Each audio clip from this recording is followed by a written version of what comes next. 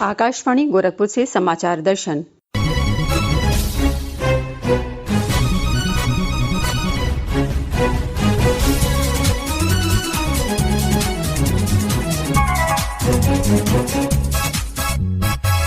इस अंक में 75वें स्वतंत्रता दिवस पर प्रधानमंत्री नरेंद्र मोदी का लाल किले की प्राचीर से राष्ट्र को संबोधन।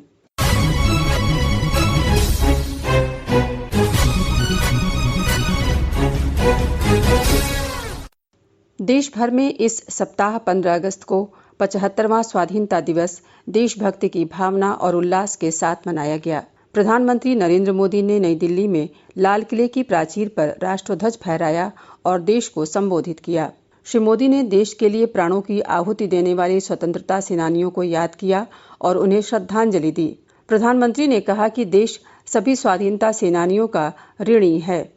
आजादी को जन आंदोलन बनाने वाले पूज्य बापू हो या आजादी के लिए अपना सब कुछ न्योछावर करने वाले नेताजी सुभाष चंद्र बोस, भगत सिंह, चंद्रशेखर आजाद, बिस्मिल और अशफाक उल्लाह खां जैसे महान क्रांतिवीर हो, झांसी की रानी लक्ष्मीबाई हो, चित्तूर की रानी चेन्नम्मा हो या रानी गाइडिन्ल्यू हो या असम में मातंगिनी हाजरा का पराक्रम हो, देश के पहला प्रधानमंत्री पंडित नेहरू जी हो, देश को एकजुट राष्ट्र में बदलने वाले सरदार वल्लभ भाई पटेल हो, भारत के भविष्य की दिशा निर्धारित करने वाले, रास्ता तय कराने वाले बाबा साहब आम्बेडकर सहित देश हर व्यक्तित्व को आज याद कर रहा है। देश इन सभी महापुरुषों का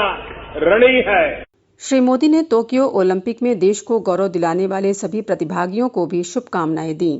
ओलंपिक में भारत की युवा पीढ़ी जिसने भारत का नाम रोशन किया है, ऐसे हमारे एथलीट, हमारे खिलाड़ी हमारे बीच में है।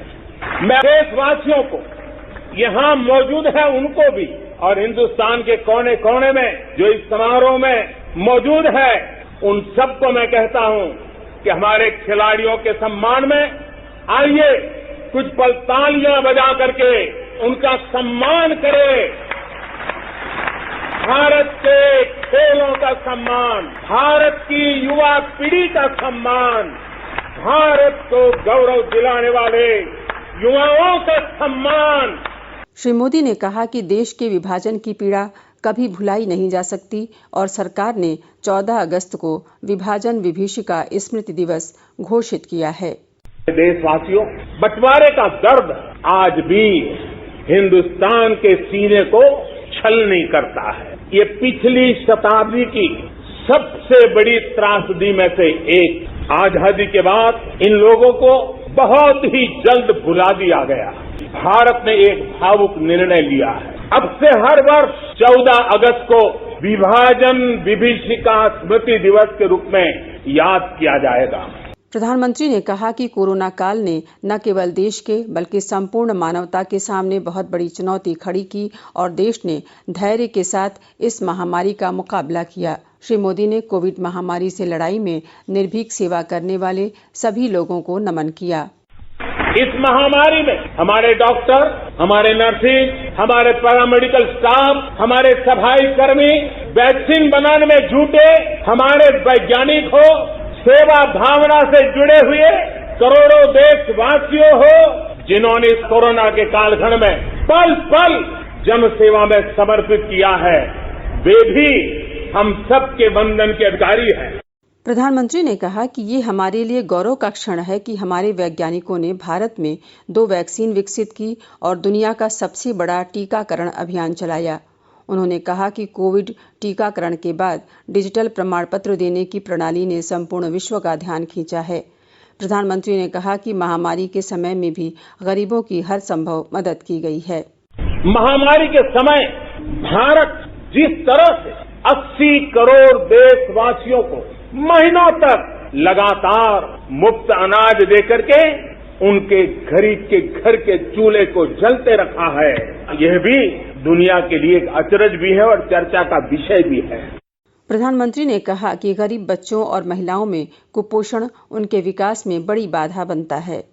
देश के हर गरीब, हर व्यक्ति तक पोषण पहुंचाना भी सरकार की प्राथमिकता है।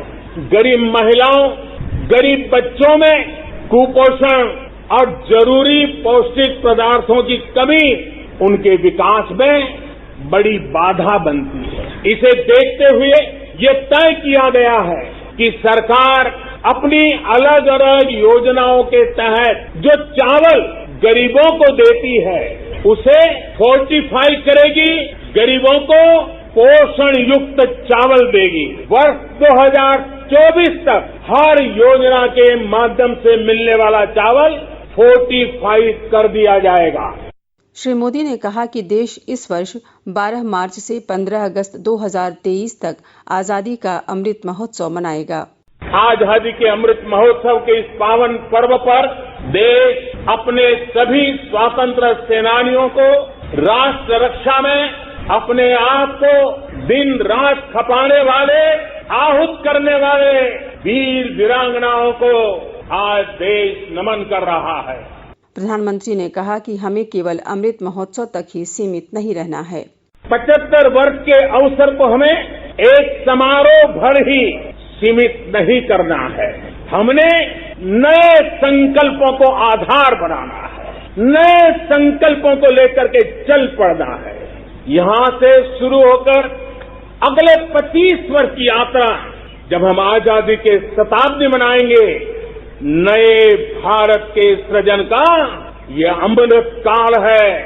इस अमृत काल में हमारे संकल्पों की सिद्धि हमें आजादी के 100 वर्ष तक ले जाएगी, गौरवपूर्ण रूप से ले जाएगी। प्रधानमंत्री ने राष्ट्र निर्माण के लिए सबका साथ, सबका विकास, सबका विश्वास और सबका प्रयास का मंत्र दिया। श्री मोदी ने कहा कि नए भारत का विकास समावेशी और सामंजस्यपूर्ण है। उन्होंने आत्मनिर्भर भारत के लिए लोगों का आह्वान किया। श्री मोदी ने कहा कि सरकार ने प्रशासनिक सुधार के लिए कई पहल की है। हर वो नियम, हर वो प्रक्रिया जो देश के लोगों के सामने बाधा बनकर, बोझ बनकर खड़ी हुई है, उसे हमें दूर करना ही होगा। मुझे पता है जो ये 70-75 साल में जमा हुआ है वो एक दिन में या एक साल में नहीं जाएगा, लेकिन मन बनाकर काम शुरू करेंगे तो हम ऐसा जरूर कर पाएंगे। इसी सोच के साथ सरकार ने ब्यूरोक्रेसी में पीपल सेंट्रिक अप्रोच बढ़ाने, एफिशिएंसी बढ़ाने के लिए सरकार ने मिशन कर्मयोगी और कैपेसिटी बिल्डिंग कमीशन की शुरुआत भी की है। प्रधानमंत्री ने कहा कि कारोबार करना सुगम बनाने के लिए अनुपयोगी कानूनों को समाप्त किया गया है। सरकार ने 15,000 से ज्यादा कंप्लायंसेस को समाप्त किया है। बेवजह कानूनों की जकड़ से मुक्ति, ईज ऑफ लिविंग, साथ साथ ईज ऑफ डूइंग बिजनेस, दोनों के लिए बहुत ही जरूरी है। हमारे देश के उद्योग और व्यापार आज इस बदलाव को महसूस कर रहे हैं। आज दर्जनों श्रम कानून सिर्फ 4 कोड में समा चुके हैं। टैक्स से जुड़ी व्यवस्थाओं को भी अब आसान और फेसलेस किया गया है। इस तरह के रिफॉर्म सिर्फ सरकार तक सीमित न रहे, बल्कि ग्राम पंचायत और नगर निगमों, नगर पालिकाओं तक पहुंचे। इस पर देश की हर व्यवस्था को मिलकर के काम करना होगा। प्रधानमंत्री ने कहा कि हमें आयुष्मान भारत, उज्ज्वला योजना, पेंशन योजना और आवास योजना जैसे कार्यक्रमों से देश के प्रत्येक नागरिक के साथ जुड़ना होगा। अब हमें सेचुरेशन तक जाता है, पूर्णता तक जाना है। 100% गांवों में सड़कें हो, 100% परिवारों के बैंक अकाउंट हो, 100% लाभार्थी को आयुष्मान भारत का कार्ड हो, सरकार की बीमा योजना हो, पेंशन योजना हो, आवास योजना से हमें हर उस व्यक्ति को जोड़ना है जो उसके हकदार है। प्रधानमंत्री ने कहा कि भारत को नई ऊंचाइयों तक ले जाने के लिए ही सरकार ने अन्य पिछड़ा वर्ग विधेयक पारित किया है। अभी हाल ही में मेडिकल शिक्षा के क्षेत्र में ऑल इंडिया कोटे में ओबीसी वर्ग में को आरक्षण की व्यवस्था भी की गई है। संसद में कानून बनाकर ओबीसी से जुड़ी सूची बनाने का अधिकार राज्यों को दे दिया गया है।